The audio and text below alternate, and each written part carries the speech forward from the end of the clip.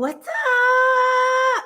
Hi, happy Tuesday. Welcome to Growth Group with Dr. Ericka. I'm your host, Dr. Ericka, and I am so excited to be here spending quality time with y'all right now.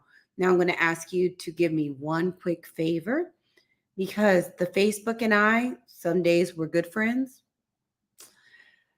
Some days the Facebook and I, we're making it work. So let's see. Okay, I think we should be good. So welcome. I'm excited to spend time with you all today because Growth Groove is a special time for me. Now, you might be like, Dr. Ericka, why are we talking about this topic? Because the topic tonight is reflections on another year of life. Well, you may have guessed it. Someone has a birthday. I'm not going to tell you what day, but I have a birthday coming really soon. Or maybe it just passed. Who knows? Do you know? Well, and I want to take some time to reflect on this last year, the things I've learned, and things that may also be helpful to you. So it's kind of like quality time, but give self-help tips all at the same time and mental wellness tips. So I'm excited to be able to do that for you today. Now, if you don't know me, I'm your host, Dr. Ericka, Harvard-trained, double board certified psychiatrist and integrative lifestyle coach. I'm extremely passionate about helping you be better, do better, and live better. I do that through my adult telepsychiatry. I do that through my speaking. I do that through my book, Fix Your Fairy Tale, A Woman's Guide to a Great Life, Love, and Legacy. And I also do it through my hit podcast, Better with Dr. Ericka. I do all of these to help busy people like you. You show up for work, you show up for your friends, you show up for your family. You literally show up for everybody. I do this to help put you back into your life. Now, we have a couple of housekeeping tips. The first thing is if you know someone that needs this, please share. Can you do that? Also, if you know someone that needs this, just tag them. Type in the little buttons. The next thing is if you know someone that needs this, well, we did all of that, is just put hashtag replay in the comments if you're watching it later. I would love to know you are here. And if anything pops up, we can let you know. So as you come in, just let me know where you're watching from. What's going on in your life? Just drop it in the chat. Can you do that for me? That would be excellent. Let's do it. So let's go ahead and get started. You might be like, Dr. Ericka, why are we even talking about this? Well, number one is sometimes it's good to know who you're talking to. So if you tune into me, this is an opportunity to get to know a little bit more about me. But more than it being about me, it's me being able to share my life lessons with you and some tips and how that weaves into how to be better, do better, and live better. And also some strategies I've learned along the way of being a mental health professional and how I put all these things together in my own life. But also a few tales of how I've made it past some struggles that may be able to help inspire you. So are you ready? Shall we do this? Let's do this. Let's make this happen. So the framework we're going to talk about today that we're going to put this in is the Better 7. You all hear me talk about it. The Better 7 are these 7 essential areas that are very important to be able to live your life, to be better, do better, to live better, to live your life the way it was created for. So I just want to give you a little framework of where we are coming from. So the first thing just to say in general is, I said I have a milestone birthday. I guess you can decide if it's 30, 35, 40, 45, 50. I know it ain't more than 50. But at these times, as you're starting to get older, you're starting to take kind of stock of what's been going on with your life and how to make it better. And one of the biggest things is, that's one of the reasons I did the talk for Growth Groove about legacy, is really thinking of what is your legacy? What is my legacy? It's developmentally appropriate to start having these conversations and really thinking of what that means for you and what that means for me. And for me, it's not about having children. I don't have any kids. I don't plan to have any kids. I'm not trying to have any kids. Love the kids. I am perfectly fine with being auntie.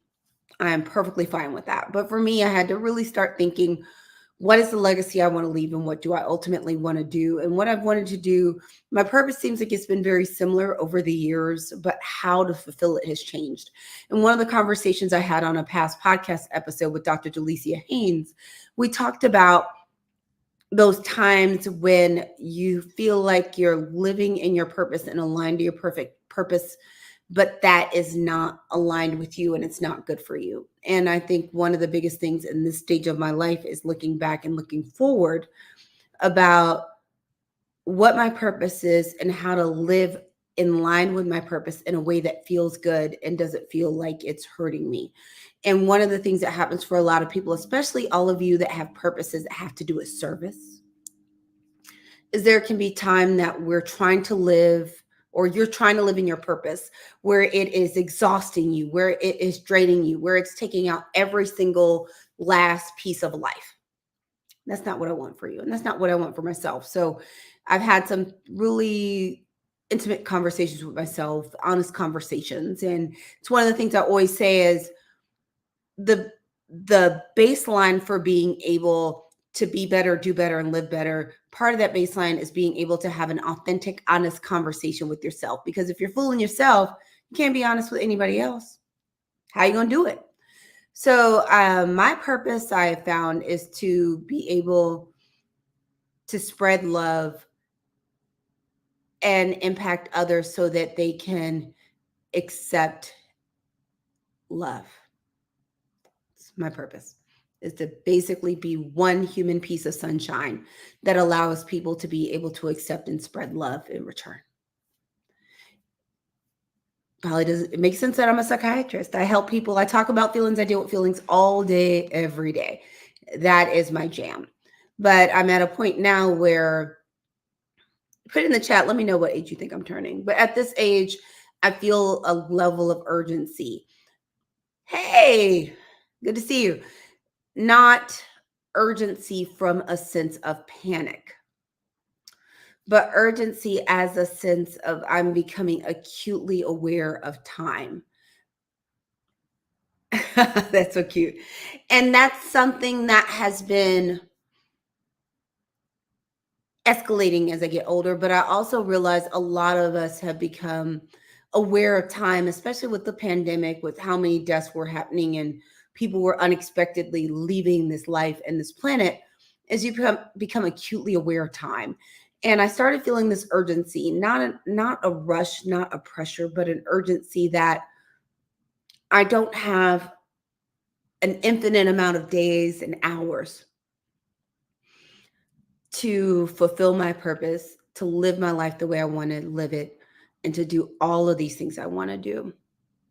I don't have infinite days, and that's okay. I'm not sad about it, but it just gave me an urgency of really having some honest conversations about myself or with myself about what do I really want to do? Who do I want to be? So let's talk about some of these reflections beyond just the processing. So let's go back to the better seven. We're going to make our way around it. So the first thing we're going to talk about today is structure. So how your day is structured, scheduling, what is going on in your day. One of the things I have identified is I do really well with this morning routine by Hal Elrod. If you haven't read it, there's a book called, or listen to it, a book called The Miracle Morning. And he talks about SAVERS, which stands for silence, affirmations, visualizations, exercise, reading, and scribing or writing.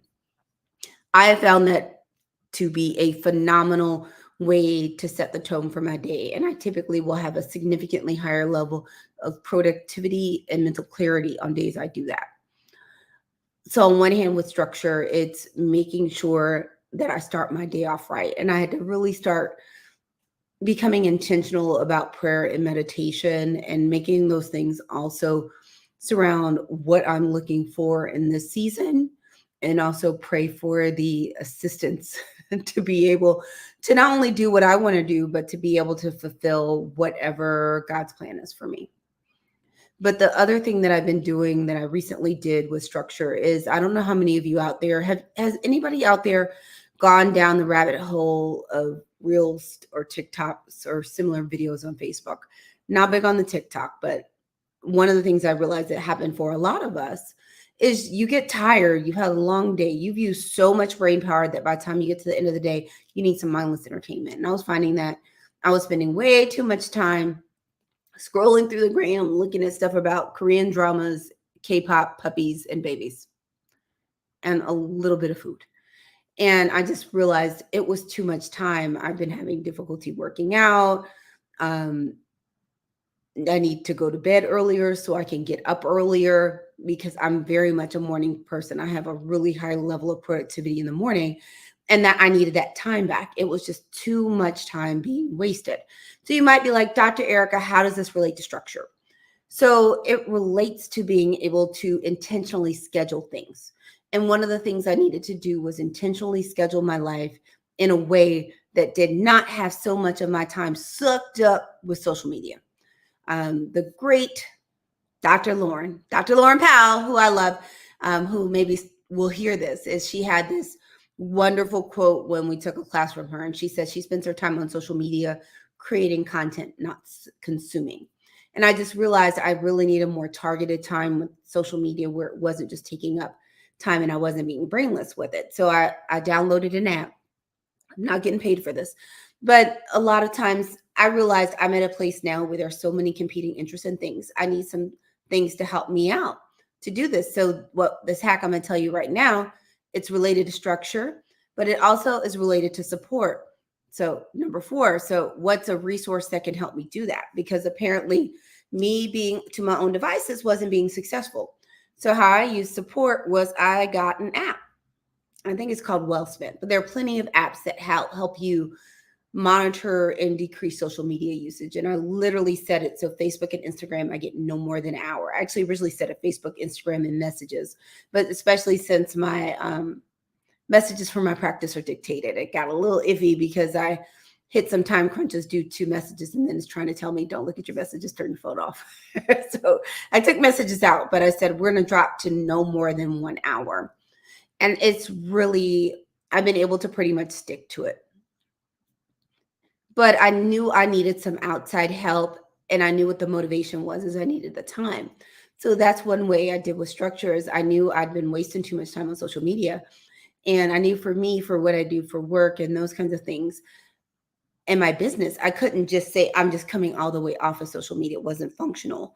But mainly I just needed to not be on social media so much. So I just set up a plan. And that's one of the things I want to encourage you, is when you realize there's something that's just not working, either there's something that you don't need to be doing that you're doing too much, or something you need to be doing that you're not, structure is a great way to come back and do it and to start putting it in your schedule. So let's go to another one. The next one is sleep. So one of the things that I reflected over is how much sleep I lost mindlessly scrolling on the social medias. And I talk to my patient about this all the time.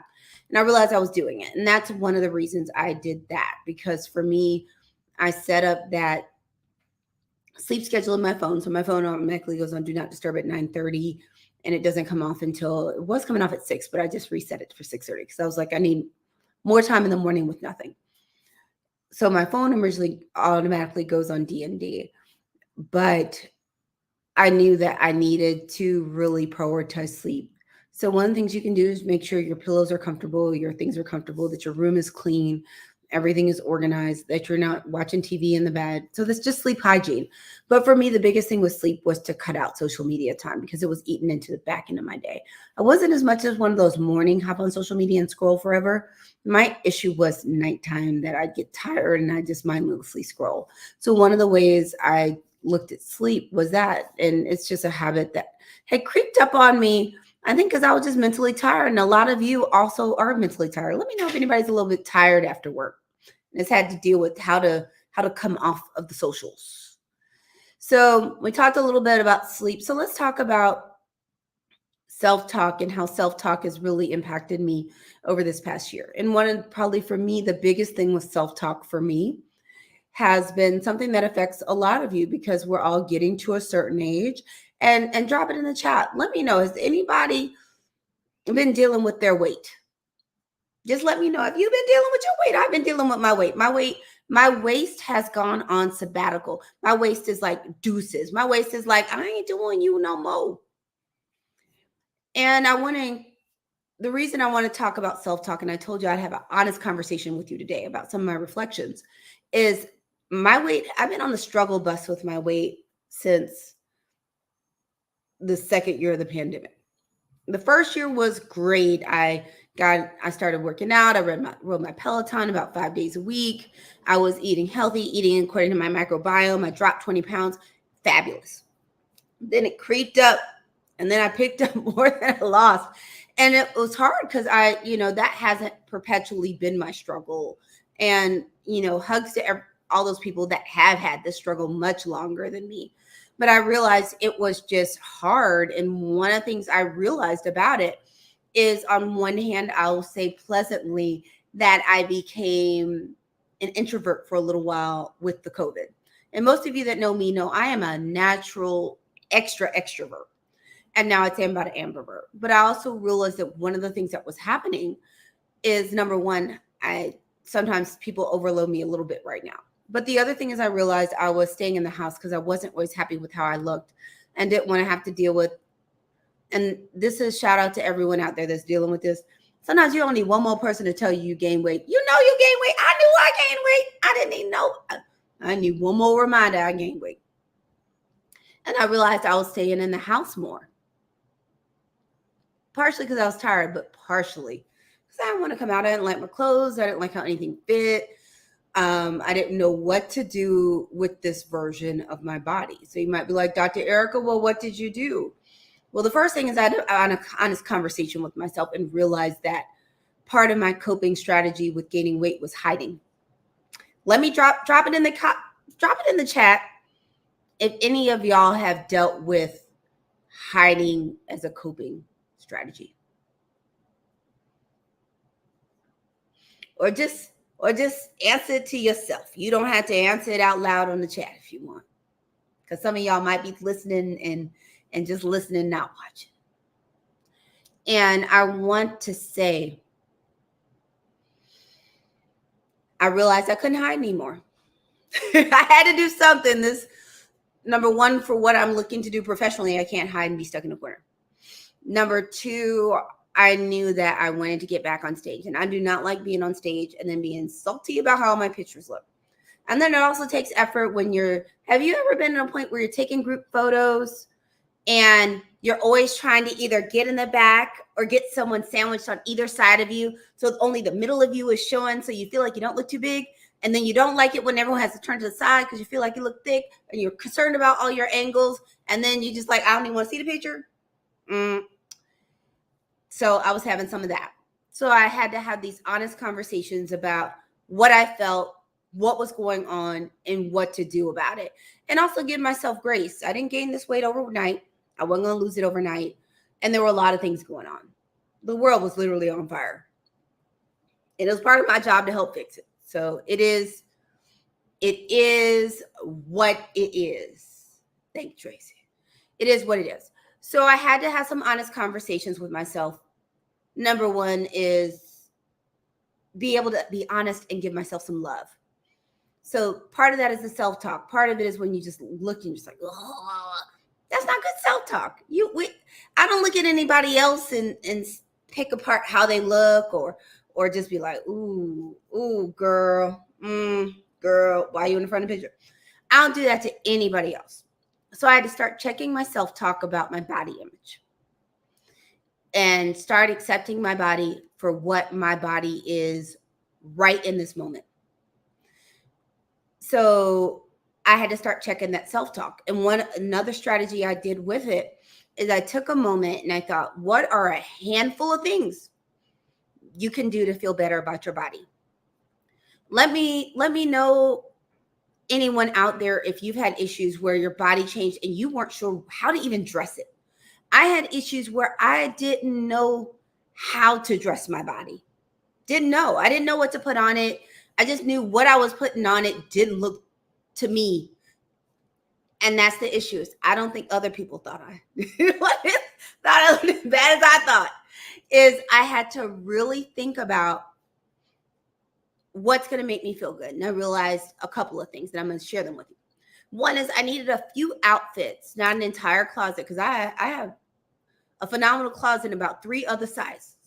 That is stellar. But I needed a few clothes that I could put on that when I put them on, I felt good. And girl, you ain't never lied. And the problem is, it's hard to hide a belly. My belly sits in a way it is hard to hide it and not look like I'm wearing a tent. And that was something I had to learn, was how to make it feel like I didn't accentuate my belly, but wasn't wearing clothes so big that I just looked like a walking marshmallow. Because walking marshmallow, not necessarily sexy. And you're trying to figure out what's the perfect amount of ruching, girl. And yeah, these hormones at this age. I am not in the menopause yet, but everything has slowed all the way down. I don't know if any of y'all out there wish, if I could just get my 40-year-old metabolism back. I don't need 20. I don't need 30. Give me 40. Give me 40, my 40-year-old metabolism back. So we were talking about what I decided to do. So I realized I needed to find a couple of clothes. And I was lucky enough, and I'm going to give a shout out to Kim Harden, who is the best stylist on the planet. And we went to, and we're going to give another shout out to another HBCU grad, shout out to Tracy Nicole. We went to Tracy Nicole, and she was able to help me find some clothes I felt very good in that were very comfortable. And girl, I had on some Tracy Nicole clothes. But I had to find something I felt really good in. And I bought a few outfits. I didn't buy the whole store. You know, I'm an entrepreneur. I don't have buy the whole store budget. I used to have that budget. I don't have that budget no more. So I decided to buy a few things that felt good. And all you women out there, the other thing I did is sometimes we gain weight, our boobs do different things. Boobs and stuff around it. Is I went and had a bra fitting and bought a few bras that fit very well. Because the other thing that happens when your body changes is just me, or you feel like things rub differently, or you feel it, or something's kind of sitting over something, or rubbing, or pushing the boob the wrong way. I was like, what we're not going to do is wear uncomfortable clothes. So I went and got a good bra fitting. 2 places that do free bra fittings that are respectable, that are, you don't have to go and spend like a whole cash load and feel like it, is Dillard's and the Soma. I should be a brand ambassador for numerous things today. So I went to Soma, but I would have gone to Dillard's, but Soma ended up being a little bit more convenient. And I bought a few bras that fit. And it made a big difference, because one of the things that happened to me, at least, and I suspect it happens to a lot of you when you gain weight, is your clothes are reminding you gained weight, because things are rubbing, they're moving. I had issues with pantyhose feeling like they were rolling down. It was a sensory overload. And I think that's one of the things we don't talk about as much, is the sensory experience you have as your body changes. So that was why it was really important for me to find a few outfits that fit well, shop some sales.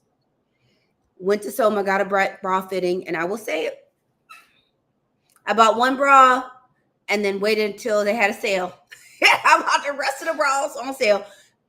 Went up for the sale. And just got some things that fit well, that I felt confident in, so that it was a lot easier for me to be kind to myself and look in the mirror and be like, girl, you look good today. You look good. Because what ends up happening is, when you don't feel good about your body, that negative self-talk starts coming up, because it's like, oh, I don't like how I look. This doesn't fit well. I gained weight. And you have this whole entire dialogue. There's literally an entire soliloquy of all the things you don't like about yourself. And what I want to do, and what I encourage you to do, is get to a point where the whole soliloquy is about all the things you love about yourself. So we want to change that self-talk to all the things you love about yourself. Girl, don't get me started, because I had to buy new size leggings too in the pandemic. Old leggings rolling down. I started becoming a fan of high waist leggings. I feel like all these things that when we were younger, we didn't have to worry about, that now I have to think about, and that's why I was like, we got to do something, because this middle-aged body has got to go. At least that's my personal commentary. I'm ready for it to go. So let's see what is next. We're making ourselves around there. So we did self-talk. So support. So support is really big for me.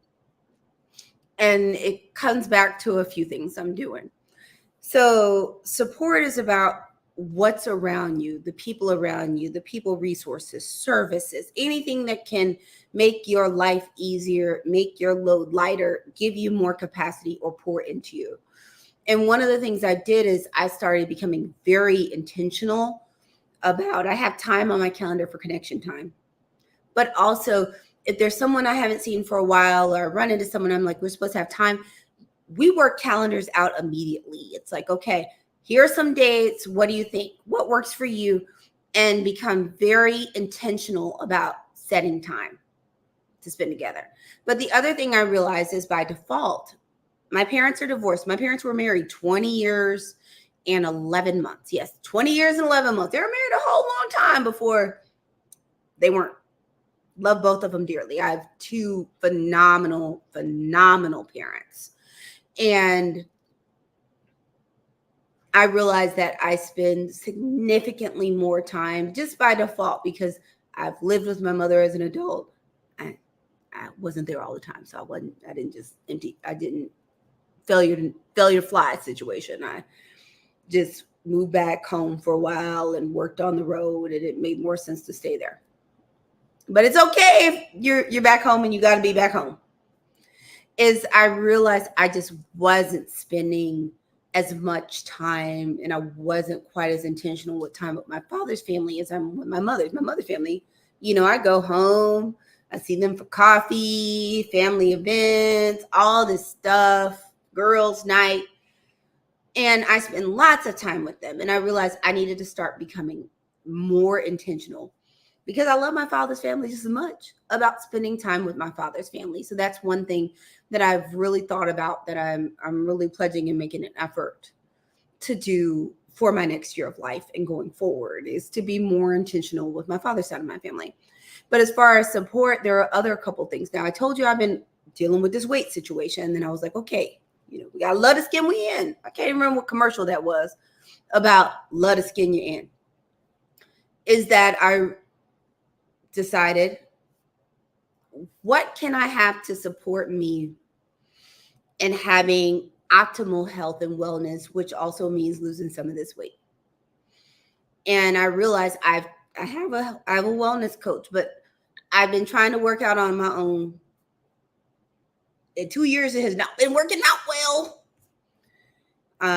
So I decided, what can I do to support that? Because I love my Peloton, but it's been hard getting back on it. I love the Peloton community, but if you're not on your Peloton, you ain't on Peloton. So I realized even when we were putting stuff on my schedule and I was putting workouts on my schedule, I was talking about it with my wellness coach. I was talking about it with my therapist. It's on my schedule. All these people are talking to me. I wasn't working out. And I had to really just have some time with myself about what can I do to make that happen? Because I know for me, and I don't know if this is the case for you, I'm at an age now, I can eat phenomenally. I can eat the cleanest of the clean, cleanest of the clean. Not gonna lose a lot of weight. I have to have intentional movement at this age. And I had to finally bite the bullet and look into getting an outside support or resource with accountability. So I have two things. One is my best friend and I, we put an accountability group together that includes someone that is not our close friend.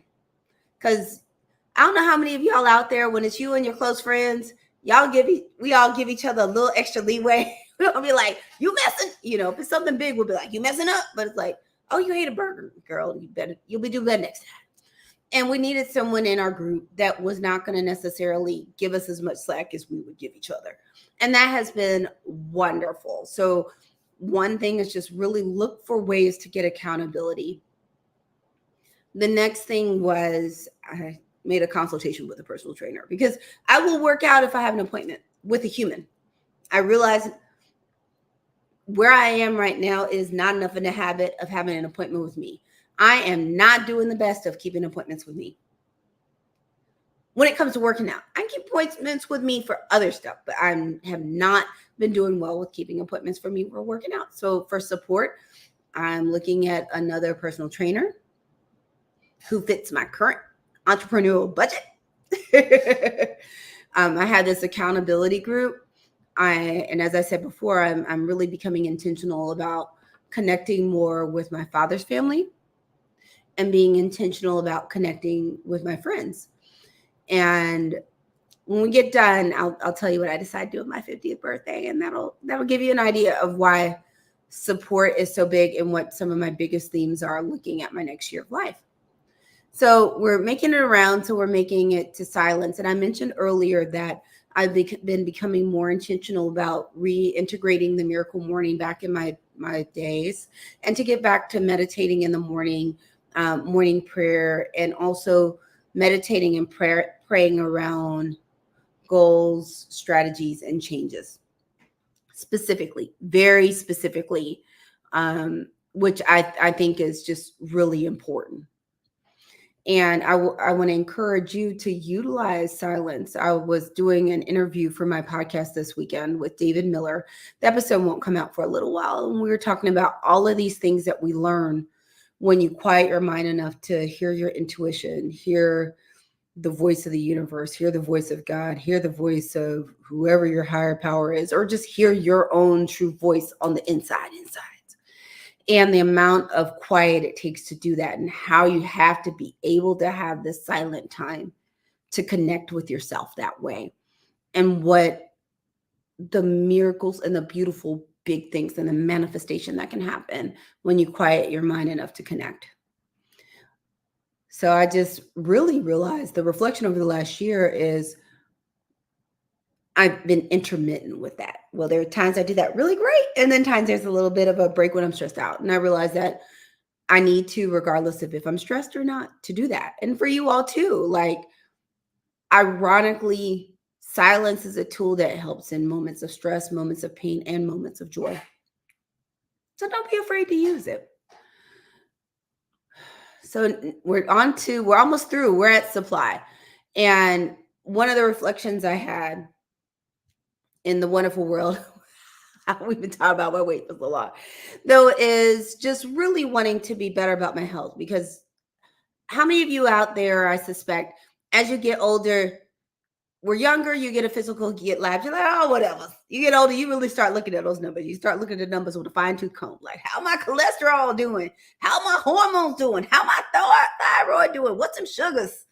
And you start looking at that with a fine-tooth comb, and really want to get to a point where your body's functioning optimally. And I remember a podcast episode with Dr. Jada Moore Ruffin where we talked about this, about really being intentional with your body, because your body is going to really have that mind, body, spirit connection.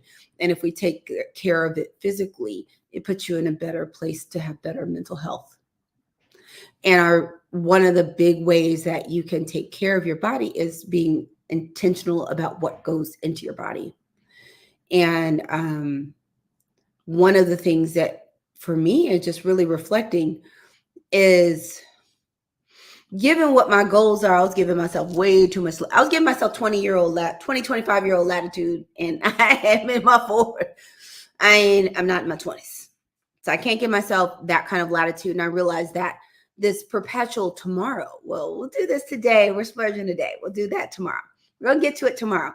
And I mentioned before, and I think someone told me, I think it was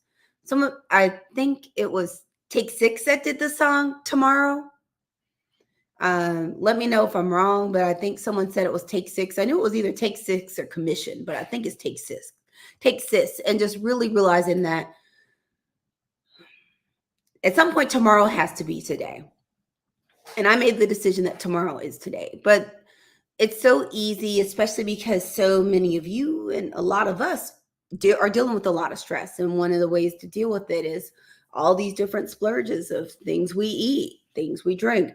I'm fortunate. I don't drink alcohol, so that hasn't been something I had to think about. I drink tea, and I usually drink my tea straight. So luckily for me, liquid input isn't too janky, but I live above the sports bar, so there for a while. Anytime I was tired, I just go down and get a burger and fries. Doesn't work well. It's not well for this body. I need to be here a long time. I don't need a coronary or something. That ain't sexy. But really being cognizant of what you're putting in your body, what you're drinking and what you're eating. And I just really realized that I needed to reset my body, reset my taste buds, and reset what I crave, because I know for me, and not sure if it is for you. Let me know if it is for you. When I get in a pattern of eating healthy, then what my body wants is healthy. If I'm not in a pattern of eating healthy, what my body wants is Milky Ways, caramel M&Ms, White Castles, sushi, burgers, fries, fried fish, all the things. Don't mention I did a whole barbecue tour when I was a whole barbecue tour last time I was home, which was glorious, and I do not regret a moment of it. But at some point, I was like, I can't eat. I need to take a break from the barbecue. But just really paying attention, because as we talk about paying attention to all these 7 dimensions, and as I reflected on the last year, if I want my next year to be different, I can't do everything the same. So I can't give myself full latitude all the time, because I can't get my body to be at its optimal health. I can't get it to work its best emotionally, physically, and spiritually if I don't take care of it. And I realized to take care of it, I need to pay attention to supply. So I would encourage you to do that. And you probably guess what the last one is. It's steps or intentional movement. And we've kind of rolled that in there. As far as, for me, I just realized that, ironically, I've gone through times where I have loved exercise. Confession, I do not enjoy running. There's never been a time I enjoyed running. I just enjoyed finishing. You can let me know if you like running. Some people love running. Running is not my jam. I really love being on my Peloton. I had a great time with my old trainer. That was all fabulous. But it's important to find a way to make intentional movement work for you. And what works in one season doesn't always work in the next season. So, for example, for me, early in the pandemic, me hopping on the Peloton 5 days a week wasn't a big deal. It was easy. I did it. The ride wasn't always easy, but getting motivated to get on the bike wasn't hard. Not the experience last year and a half. but that was my experience before. So I remember having a conversation with Dr. Diane previously on the podcast about how what intentional movement seems easier or brings you more joy may change in a season. So I had a season where the one that didn't take a lot of motivation that I could just do was Peloton. I'm in the process of figuring out how to make that work this time, which is why I was like, I need to hire someone to get more accountability just so I get started. But I want to encourage you to think about, what does intentional movement look like in your life? And if you don't have it, how do you get it? How do you actually make it happen? And to me, that's one of the biggest reflections over this year, is having honest talks with myself about, what do I want and how do I make it happen? Because it's really easy for us to say we want to, you want to win the lottery, you want the perfect man, you want the perfect body, you want a pair of Jimmy Choos. You got to think of how you're going to get there. And like that old Martin Luther King quote when he talks about, you don't have to see the whole staircase, you just need to see the next stair. At some point, I need to actually pull that quote up so I can actually say the quote right. Because I keep saying the quote wrong. I've been saying this quote paraphrased ever since Chuck Hobbs was on my podcast. That's just the truth. But I want to just say that for me, one of the biggest reflections over the last year of my life was just that it's time to do it. It's just time. It's time to step into this potential that I've always known I've had. And that people tell me I had, but I've always known. A short story, because I feel like we're telling all the stories and just doing a lot of quality time. And I appreciate you all for hanging in there and listening to me while we do just lots and lots of quality time. It's been a while since I've live streamed for this long. I have not live streamed for this long for quite some time. I think probably since sometime in the pandemic, or as they say, the panini or the panorama, the Panera. If you're from St. Louis, so it's always going to be St. Louis Bread Company. Shout out to St. Louis. is there were a couple of times where I could have died, which has always led me to a belief in my soul that I was meant to be here to make a difference. I've fallen out of a car before.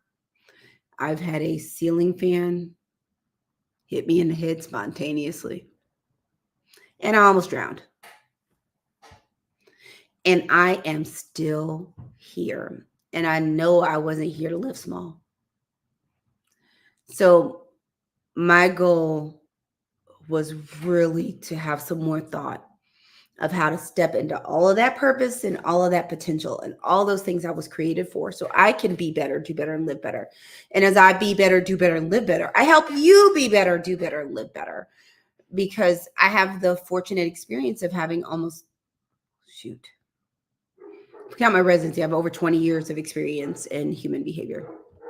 I've been doing the psychiatry thing for a long time now, a very, very, very long time. And it's been a blessing. It's been a blessing. I get to do work that touches people's soul and really makes a difference in their life. And that's a blessing. It's a blessing to make money doing something that honestly makes a difference. But the one thing that I am very clear on is that with this purpose of spreading love and the capacity for love and the capacity for life, is I have to do some things that are not only one-to-one. So when I see patients, that's one-to-one. Now it multiplies. Let me tell you how it multiplies. It multiplies, and you can see this in your life. If any of you have been to see a mental health professional or had therapy, as you get healthier, you by osmosis in your behavior and how you treat others make other people better just by being you. And so on that way, I realize it's one-to-one, but it's not truly one-to-one. But I know I was designed and put on this earth to do a little bit more one-to-many than I can if I'm seeing patients all day. And I really needed to get clear on how to fulfill my purpose in a slightly different way. So I'm working on some things, and it's part of the reason I've been doing so much speaking is to everyone can't always get in to see one of us, and everybody can't see me. This way people get more of me out there in the interwebs and on the podcasts and in the audiences and the auditoriums and the ballrooms. You get more of me, because at the end of the day, I need you to be able to live your life, not live someone else's life, not live the life someone told you, not live taking care of everyone else. So you're not really living your life. You are just serving, almost in indentured servitude of the rest of the world. I need you to be able to live for you. For if any other reason, just because you're special, you matter, you deserve it. You were created for a purpose that was not simply to take care of everyone else. Part of the reason you have the ability to have these wonderful senses and experience the world and walk through the world, see, taste, hear, all of these things, touch, is so that you can experience the world firsthand. And I want to be here to help you experience it. And I want to be here with you. And part of the reason I've been reflecting on this year is seeing how I can help you and how I can take care of myself so I can be here at my best to help you. So I've decided that my 50th year, dang it, I said it out loud, is about relationships,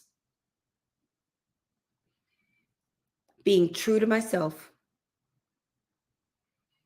and stepping into every single ounce of my purpose with enthusiasm, joy, and love.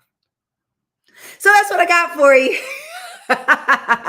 Thank you for doing all of this quality time while I talk to you about what I've been thinking about and what has been on my heart. I hope it's helpful. Let me know how it's been helpful for you. I feel all the love. Please follow and subscribe so that you can get updates of when I'm on. But again, I am your host, Dr. Ericka, Harvard trained, double board certified psychiatrist, and integrative lifestyle coach. I am extremely and irrationally passionate about helping you be better, do better, and live better. I do this through my adult telepsychiatry, my books, including Fix Your Fairy Tale, A Woman's Guide to a Great Life, Love, and Legacy, my speaking, and my hit podcast, Better with Dr. Ericka. I do all of this to help people like you. You show up for work, you show up for friends, you show up for your family, you show up for your community. You often do not show up for yourself. I'm here to put you back in your life. So I need you to take your left hand, put it on your right arm, right hand, put it on your left arm. Give yourself a big squeeze because you know what? You need it and you deserve it. But don't do it if you're driving. You gotta wait till you're parked. Sound like a plan?